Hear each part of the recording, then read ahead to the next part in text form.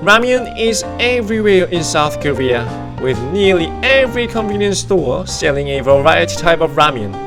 Probably its popularity is due in part to the fact that it is simple to make and quick to eat anywhere. It is also inexpensive, so making it an ideal lunch, dinner, or after a night on the town snack for businessmen and budget-conscious students. This dovetails perfectly with the Korean custom of eating yashik. It is made by boiling a pre-cooked and dried noodle block with a flavoring powder sauce.